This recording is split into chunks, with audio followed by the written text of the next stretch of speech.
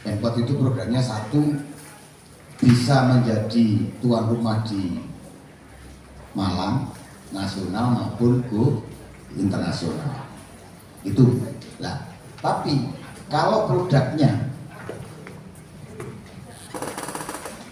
misalkan ini tadi masih 1 hari 2 kilo, 1 hari 2 kilo. Kalau ada permintaan 1 kontainer, kira-kira mampu nggak? Pasti nggak mampu. Ini yang harus ditata manajemen produksinya. 1 kontainer itu sama dengan, kalau yang 20 feet itu 20 sampai 25 ton. Nah, itu kualitas 20 ton. Nah, kok galon ini sama jadi wedi ini.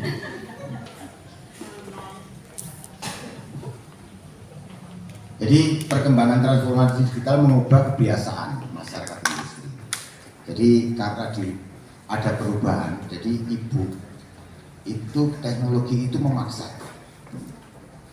Kalau ibu gak ngikuti, ibu ditinggal. Saya mau nanya, kalau ada yang paham. Jadi bisnis itu adalah melatih logika. Kalau logikanya cepat, pada waktu negosiasi melihat sesuatu cepat memutusnya. Contoh begini, sekarang itu zaman saya ini sudah mulai zaman Baulo sampai zaman modern sekarang ini, saya mengalami beberapa,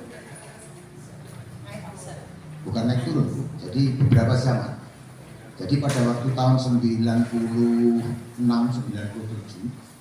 itu masih teknologi masih 1G, itu orang hanya telepon aja. Jadi ada telepon seluler itu belum ada, telepon kabel.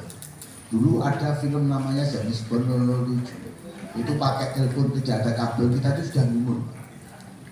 Apa mungkin ada telepon tidak ada kabelnya? Tapi ternyata terjadi. Nah, setelah itu eranya berubah lagi sekitar 4-5 tahun, itu jadi 2G. 2G itu adalah orang kirim SMS. Nah, terus 3G itu kirim gambar. Pada waktu itu BlackBerry. Nah, 4G itu adalah era video. Tapi kita ini orang Indonesia itu aneh, ajaib. Era video, tapi senengannya like telepon, ngomongin mereka. Kota Malang ini kan banyak apel lah, itu lah bawa apel keruak, itu biasanya gayanya ngomong. Pada kudu ini bilang bicaranya itu, karena apa? Pada waktu 4G ini radiasinya tinggi. Kalau setiap hari diginikan, ini bisa lama-lama budak. Ini memang video. Jadi ibu itu kalau nanti misalkan begini. Nah, ini produknya. Jadi real time. Bukan kalau foto bisa diedit. Kalau video kan sekarang. Nah, ini gunanya untuk masa ini. Ya. Nah, nanti kalau pada waktu sudah teknologinya di 5G itu 3 dimensi. Pacar bisa dirangkul tapi tidak ada fisiknya. Tapi gambarnya bisa 3 dimensi. Aduh, alhamdulillah. Ya kan? Jadi orang pandai membayangkan. Ini sekarang itu sudah transformasi digital. Jadi dulu saya pada waktu berubah menjadi 3G, saya ini juga orang gaptek kan. Saya nggak perlu BB, BlackBerry, yang penting bisa telepon, bisa SMS. Tapi begitu rekan kerja saya, rekan bisnis saya selalu ngomong, Pak, BB-nya berapa? Pak, BB-nya berapa? Mau nggak mau saya dipaksa untuk beli BlackBerry. Ini teknologi. Karena sekarang HP akan menjadi sebuah kebutuhan pokok. Ibu ini ketinggalan dompet sama ketinggalan HP. Itu susah ketinggalan HP. Karena dompetnya bisa ada di HP ini sekarang pakai QRIS. Ya kan? Nah, ini wajib. Lah, tapi hanya untuk konsumtif. Makanya begini Bu. Sekarang itu kalau di Samsung itu sudah S22 antara S7, 8, 9 itu cepat. Kalau nggak salah di iPhone itu sudah iPhone 12 kalau nggak 13. Nah, jadi ibu itu beli HP itu jangan karena gengsinya, tapi karena fungsi.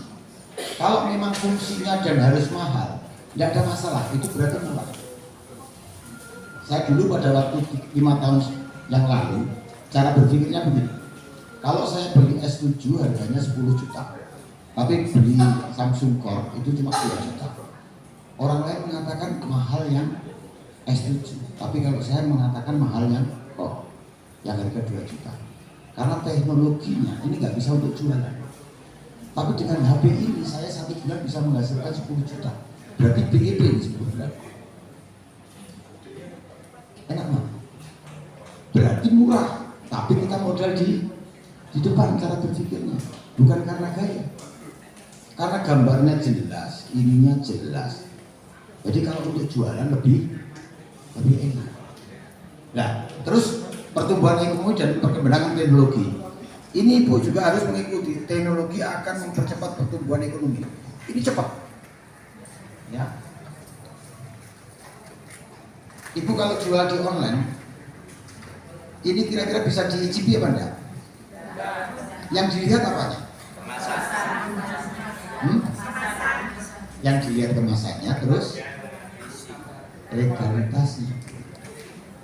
Di sini kan ada legalitasnya.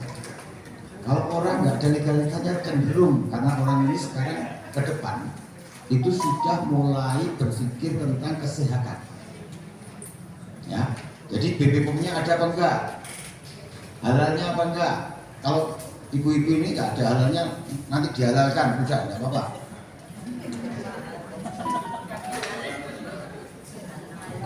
Yang produknya belum ada halalnya angkat tangan. Ini aneh ini Pak, kalau di Malang masih ada yang belum halal, berarti program Save Declare-nya nggak jalan. Halal gratis, kecuali halal yang di KUA. Itu 500.000. Oh 600 naik sekarang. Berarti habis nikah lagi ya kita atau putrinya. Yang sudah ada BPOM-nya angkat tangan. Yang belum? Nah semuanya belum. Jadi gini, jadi BPOM itu sekarang itu hampir sama dengan halal. Jadi ada yang berisiko rendah, itu Save Declare. Dan itu difasilitasi oleh BPOM gratis.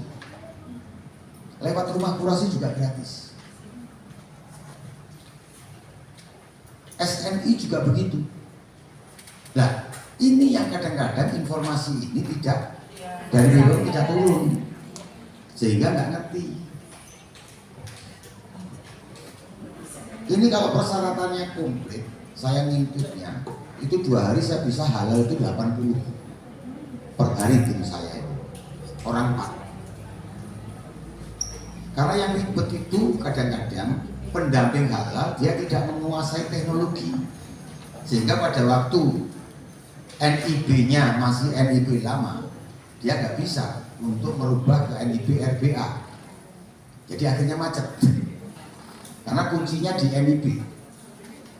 Jadi jenengan belum punya PIRB pun urus halal bisa. Selama NIB RBA-nya ada. Dan bahannya adalah bahan-bahan yang mempunyai risiko rendah. Kecuali ayam, kecuali daging, ikan laut dan turunannya, buah dan turunannya semua is okay. Karena apa? Kalau daging sama ayam itu harus punya Mbak Suleha, juru sembelih halal. Jadi ada juga harus RPA-nya, RPH, rumah potong hewan atau dan rumah potong unggasnya juga harus ada yang sudah bersertifikat. Jadi tidak bisa. Tapi kalau yang sekedar itu ibu dan atau anaknya atau suaminya sebagai penyelia mengatakan bahwa ini halal sudah diakui. Misalkan ikan laut itu busuk tetap halal, buah-buahan semuanya halal. Cuma nanti proses produksinya itu ibu yang harus menerangkan alur produksi. alurnya itu dekat dengan barang-barang najis atau tidak.